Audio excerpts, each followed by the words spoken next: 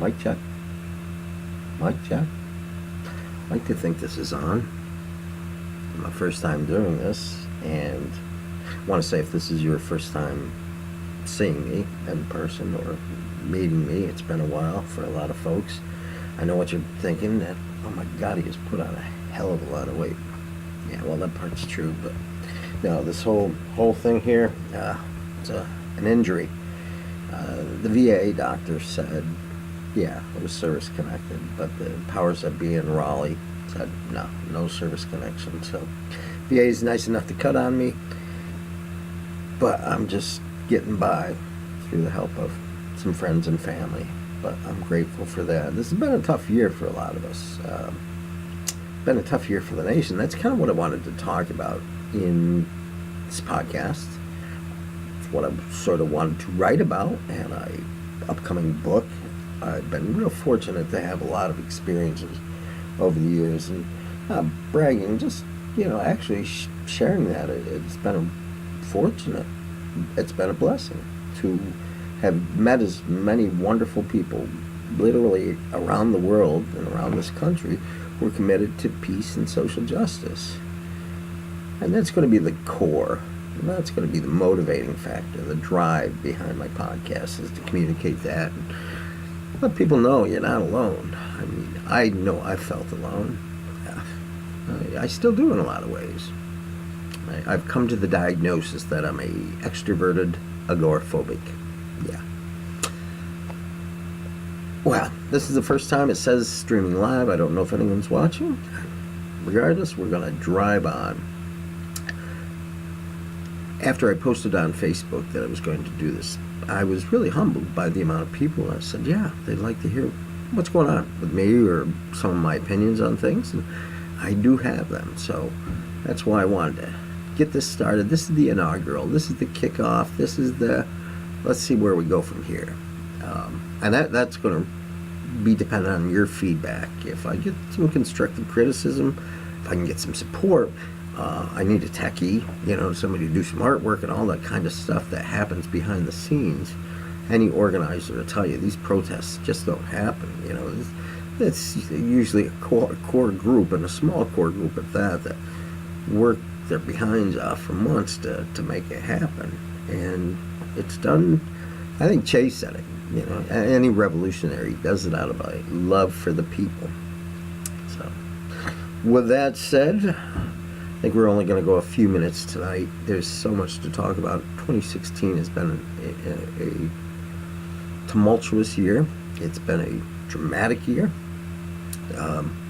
Expected and unexpected in a lot of ways. And I know some people, friends, family, kind of reeling, trying to get their head around the idea of a president named Trump.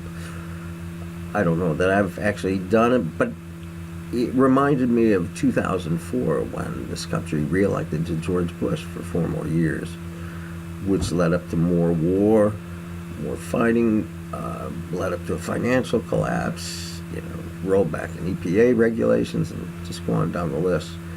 Are we in for more of the same now? Perhaps. But I also know after 2004, once I dusted myself off, rested, took a look at this, I came back with a vengeance. I came back a little more motivated, thinking, if not me, who? If not us, who? And collectively, the us, we can and do accomplish a lot. And I'm willing to bet there's so many of what I call bridge issues that we can get together with and work with and talk about, so we don't let some of these other things just divide us and truly divide us, not just disagree but divide. If we can start to see what we have in common, I think we'll be a whole lot further ahead. A point that I have been stressing for the last couple of years is they, being the powers that be, capitalism, we could discuss that one night, but they have us fighting with each other for crumbs. I'm not a rich man.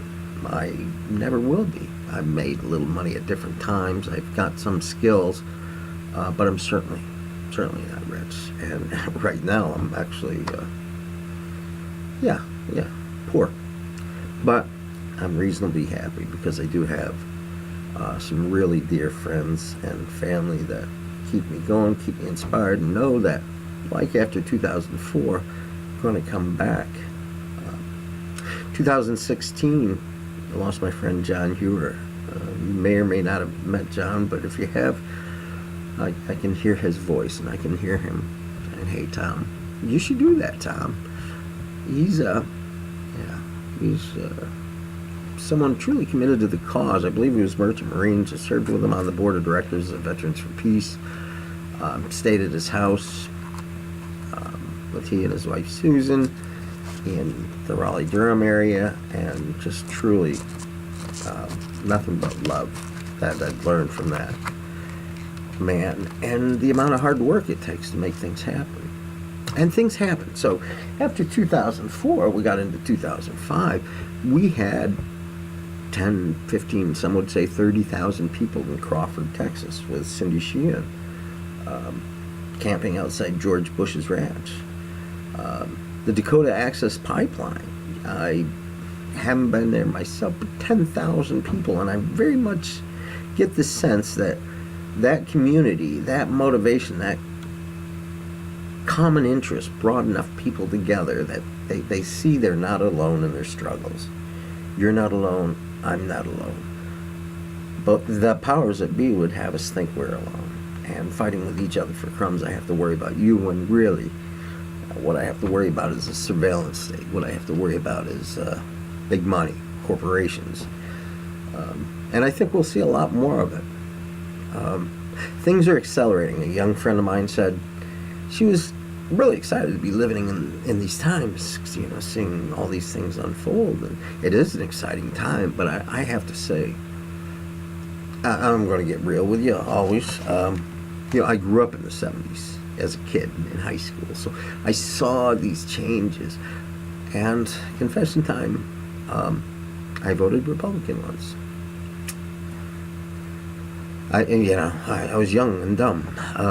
That was for Ronald Reagan, and by the time he went up for re-election, I was fighting him, and I was also fighting James Water. Remember that name, in Department of Interior, and what he was doing to our national forests and national parks.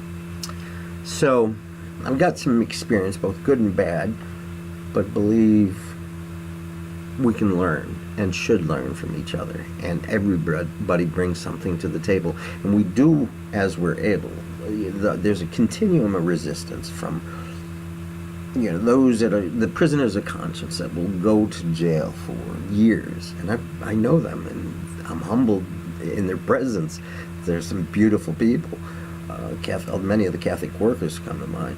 To those, collectivists, the saying, "I like this," or "I'll sign that petition," and that's good and that helps. Or, those that say, yeah, I can give you a few bucks to help with the cause. That helps. So all along the continuum, we've got these things going. So coming back to what I've learned, 2004 gave rise to Crawford, Texas. Trump is giving rise to another coalition. I can see this gathering January 21st in D.C. I'm making plans to be there. As a friend of mine from Atlanta once mentioned 10, 15 years ago, I'll never forget it. He says, these things are like a gathering of the tribes.